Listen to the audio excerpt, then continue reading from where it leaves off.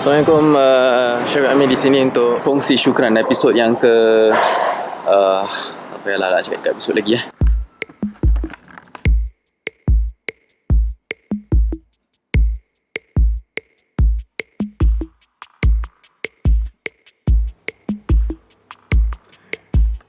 So saya nak kongsi bagaimana saya organize beribu-ribu files yang ada dalam dan juga projek syukran. Jadi kebiasaannya saya nak kongsi bagaimana saya organize file saya. Pertamanya sekali, desktop kita tu biar clear lah. And first kali keburukannya adalah nanti komputer kita lambat. Sebab apa?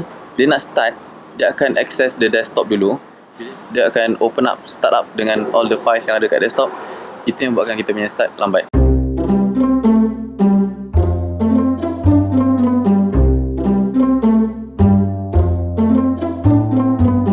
Jadi bila saya dapat satu klien, usually saya akan bikin satu klien folder untuk dia. Jadi for example klien Madrasah Al-Junaid. Jadi ada folder nama dia Madrasah Al-Junaid. Dalam folder Madrasah Al-Junaid ada folder project.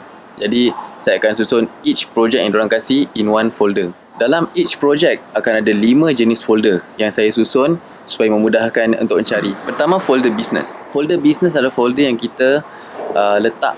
Ni saya letak. Sebagai contoh, kalau saya ada proposal, jadi saya letak dalam folder business. Any documentation yang related to business, related to the project, dalam folder business. Kedua, folder assets. Folder asset ni kita punya macam research, kita punya anything related to the project, yang bukan design bukan working file, tapi asset, gambar-gambar ke apa, yang kita punya sendiri, yang kita punya own materials.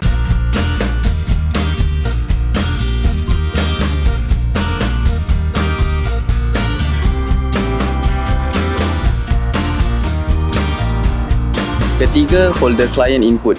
Anything yang client email kita, client kasih kita barang untuk kita design, kita simpan dalam client input. Ada yang kita buat folder lah, manuscript 1, manuscript 2, phase 1, phase 2, phase 3, phase 4. Jadi kita keep track lah, maknanya kita taklah nak kena sentiasa cari dekat dalam email.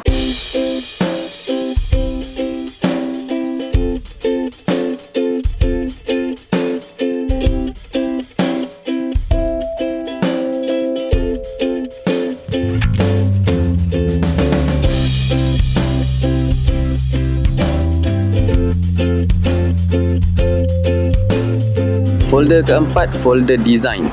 Folder design ni kita punya working file. Projek dia besar, jadi dia kena banyak working file Ada Illustrator file lah, InDesign file lah, macam-macam lah file.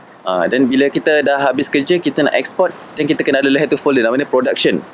Production ni kira yang dah habis lah, maknanya yang kita send to client. So it's not inside the design folder, it's not inside the working folder, working file folder. So kita bezakan. Jadi ini 5 folder on each project for each client. Di antara kelebihan juga kalau kita dari awal kita susun file kita macam ini.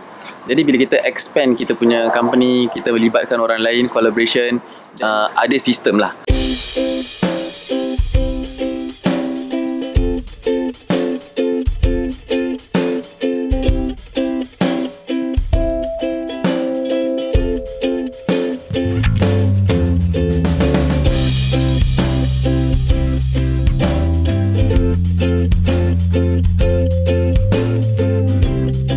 Jadi kalau kita kerja sendiri, memanglah kita semua dump everything kat dalam desktop kan.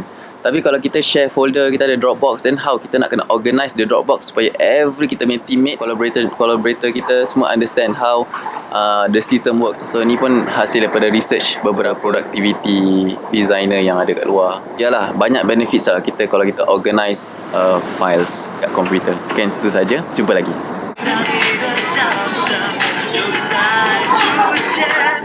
这让我